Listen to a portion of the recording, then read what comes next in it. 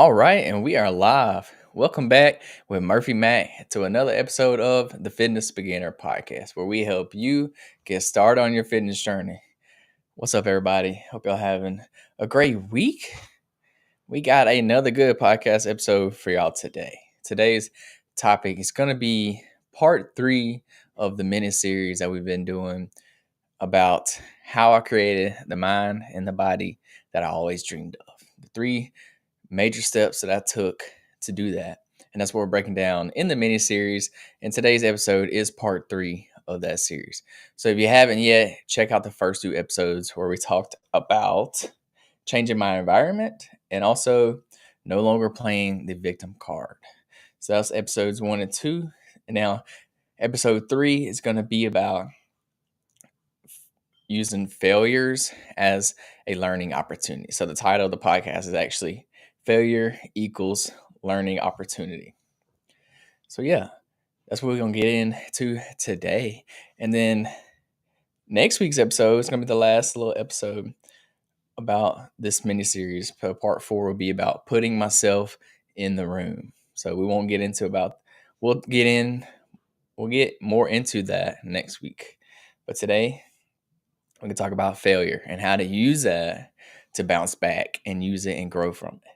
But first, before we hop into the podcast of today, I wanted to shout this person out that was just super nice to me, and I really appreciate what they said. Let me see if I can pull up the message real quick. So a guy reached out to me a few days ago, and he was just saying thank you for doing the podcast. He enjoyed it and he appreciated it.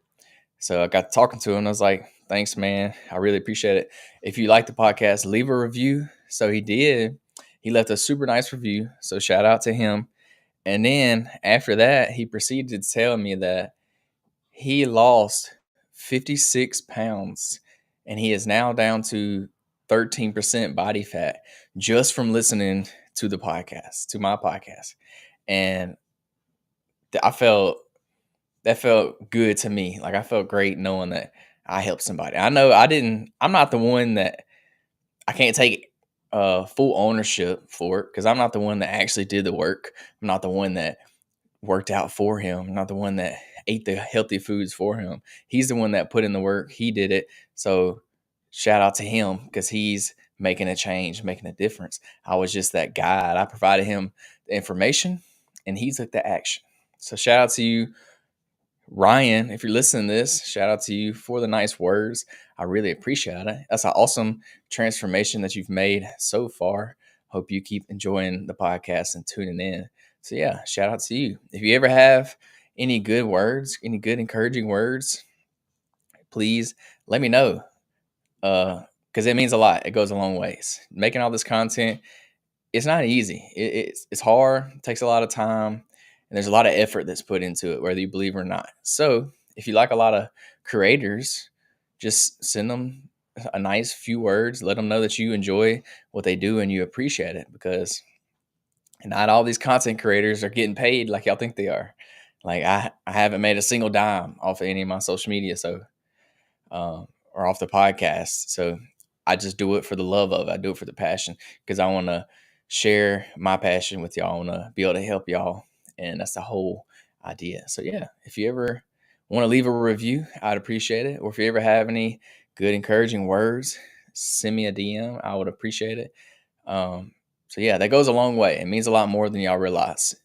It means a lot knowing that somebody out there is getting value out of the things that I'm doing or out of the things that one of your other favorite content creators are doing. So yeah, just shoot them a nice little message saying thank you for doing what you do, and we appreciate it. And trust me, that'll make their day. Because when this guy told me this, it literally made my day. Like I had a grin on my face for the rest of the day, because that's the first, probably the first comment I've gotten saying that I've actually got them results. I've gotten a lot of good feedback on the podcast saying people like what I do and they enjoy it and stuff.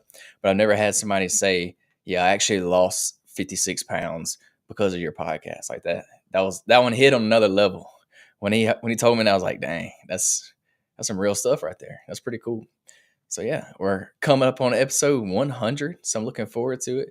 We've been doing the podcast for about 2 years now. So we're gonna keep doing it. We're gonna keep doing it for as long as we can. Hopefully, you listening to this are the next person that loses 56 pounds. And when you do, I want you to let me know. Let me know when you hit that goal that you've been trying to get to. So yeah, with that being said, let's hop into the podcast topic for today. We're talking about how we can use our failures as learning opportunities. This is something that I did to kind of change my mindset, change how I view things, and ultimately change the outcome of what I was doing. So first, you got to understand failure. So like, what is failure? I mean, it's pretty obvious what failure is, but failure is often seen as the opposite of success. So a clear sign that something went wrong. But what if we shifted that perspective? Instead of viewing that failure as the end point, as the stopping point, as there's no need to keep going, you can change it and you can see it as a crucial part of your journey towards success. So take a moment, reflect on a recent failure that you experienced. How did that experience make you feel? Did it make you feel disappointed? Did it make you feel frustrated?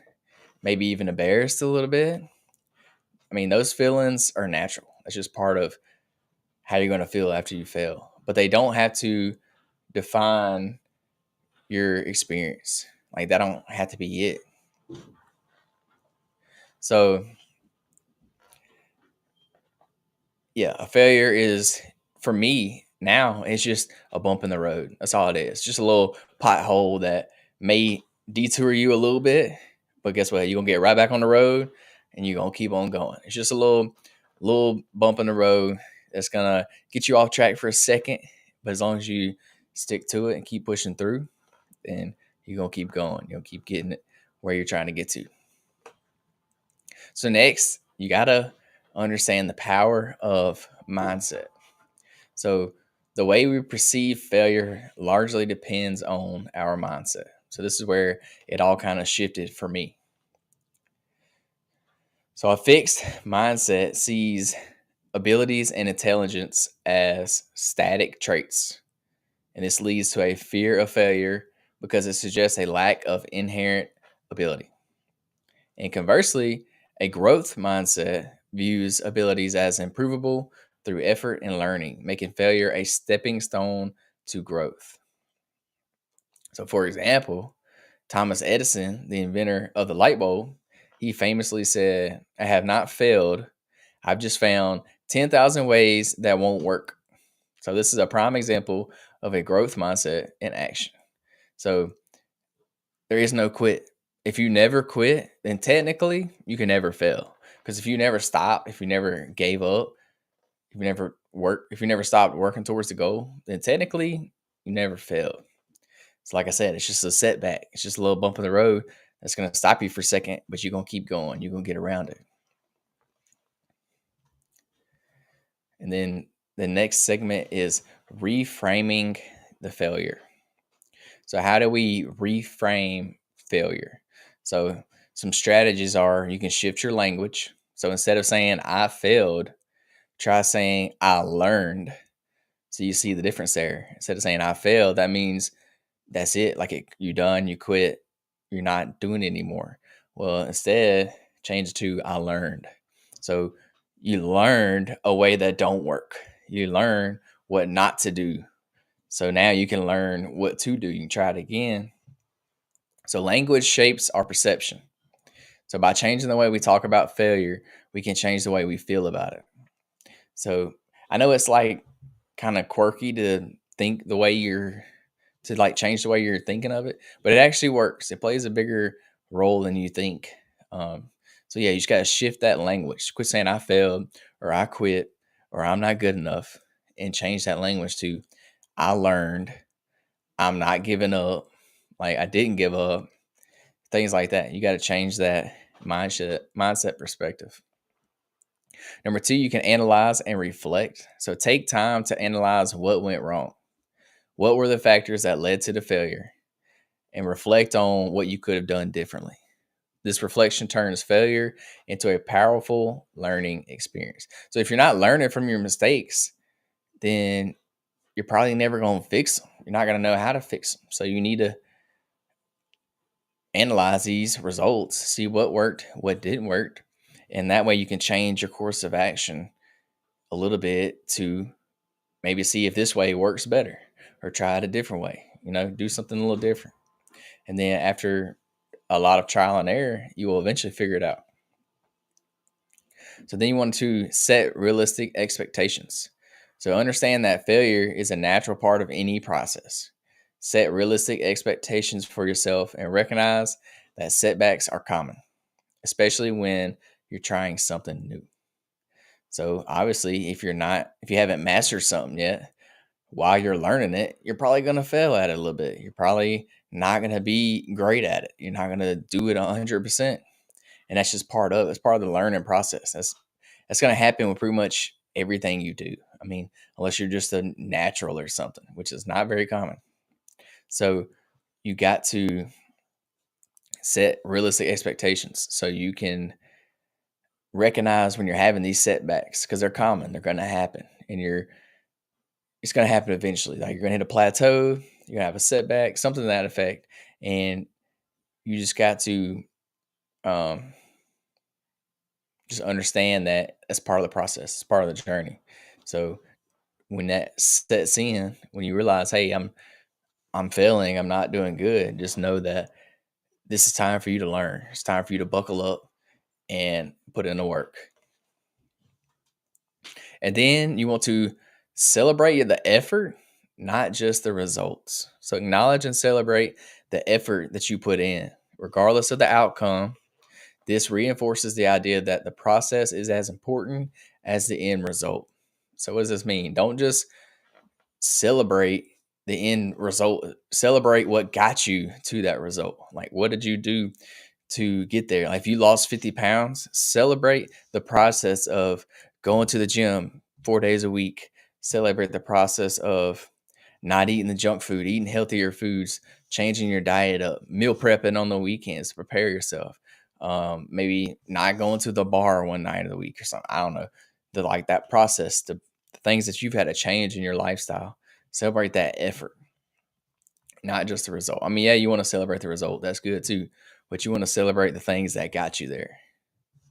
So, for example, if you're a sports team and you won the championship, well, celebrate all those practices, all that hard work that you put in, all the blood, sweat, and tears you put in, So that's what you got to do to reframe your failures.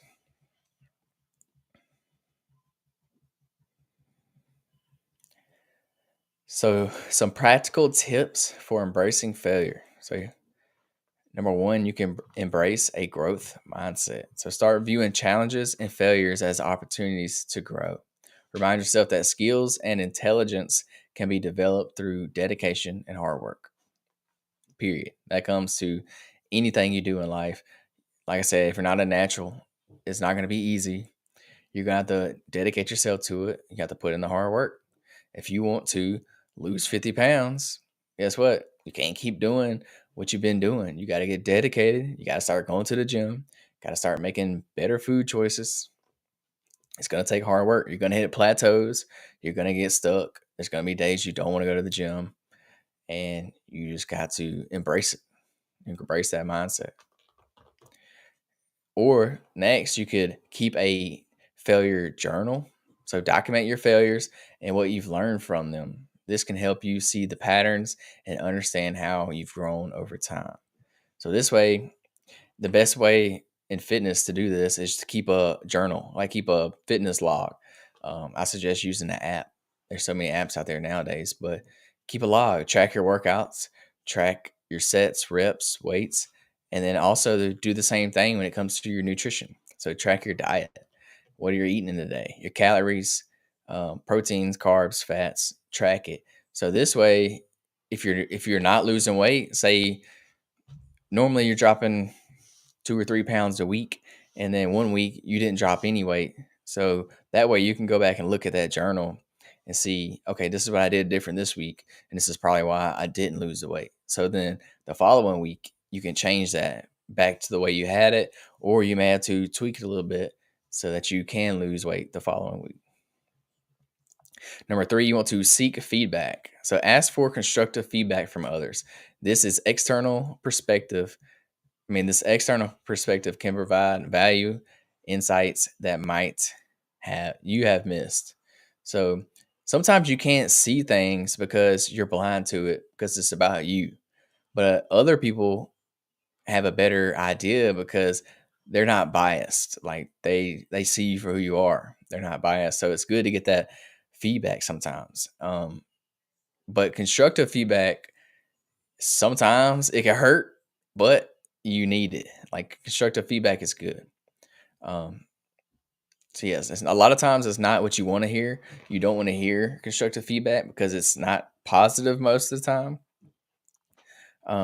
But it's good for you. You can use that. You can learn from it because a lot of times you won't see it because you're doing it yourself, so you don't recognize it. But other people can see that and they can tell you. They can be transparent with it, and this can be really, really beneficial to help you when you're trying to hit a certain goal. And then number 4, surround yourself with a supportive community. So engage with people who encourage a growth mindset. Their support can help you see failures as part of the learning process. So y'all know the saying, you're an average of the 5 people that you hang around with most. So if you want to get fit, hang out with some fit people. Hang out with some people that's going to the gym, working out, watching what they eat, things like that. So, it's pretty common. Whatever your friends do, whatever your family does that you're hanging out with, whoever you're spending the majority of your time with, whatever they do, you're more than likely going to end up doing the same exact thing. And that's just think about it right now. Think about your friends. Who's the people you hang out with? Like, what y'all doing on the weekends? What do y'all do? Where do y'all go? Y'all probably do the same things. And if you don't do the same things, you're probably not going to be friends with them for very long. You're probably not going to hang out with them much. That's just how friends work. Like, friends do the same thing. So yeah, like if your buddies are drinking beer, going to the bar, that's probably what you're gonna do too. You're gonna tag along with them, and you're gonna go. Like, there's nothing wrong with that. I'm just saying that's what's gonna happen. Or if your buddy is encouraging you to go to the gym with them, he's asking you to come work out with them. Guess what? You probably gonna go work out with them eventually. So it just kind of happens that way. Like, think about rich people. Rich people only hang out with other rich people. They don't be hanging out with poor people. That's just kind of how it is. Because you are who you surround yourself with. So that's pretty common one there. Surround yourself with a supportive community. So yeah, those are the 4 different little segments of how you can embrace failure and use failure as a learning opportunity. Remember that failure is not the end of the road, but a detour that can lead to greater success. By reframing how we view and respond to failure, we unlock the potential for continuous learning and growth. Embrace your failures, learn from them, and keep moving forward. It's that simple. Failure is not the end. It's not the end road. Failure is just the beginning. That's just the first little hiccup, first bump in the road. And that's where you grow. That's where you learn. That's where you get better. Because guess what? In order for you to get past that failure, you're going to have to learn. You're going to have to grow. You're going to have to get better, improve. That's the only way you can get around that failure. So think of something that's blocking the road. In order for you to get around it, you're going to have to figure out a way to get around it. You have to get creative and go around it somehow. Well, that's called learning. That's called growth, improvement. So that's how you use failure as a learning opportunity in anything you do. So thank y'all so much for tuning in to the Fitness Beginner Podcast this week, part 3 of how I created the mind and body that I've always dreamed of. Next week, tune in. We have part 4 where we're going to talk about putting yourself in the room. And we'll get into a little more of what that means next week. Yeah, that's all I got for y'all today. Thank y'all so much for hanging out. Peace, love, protein. We out.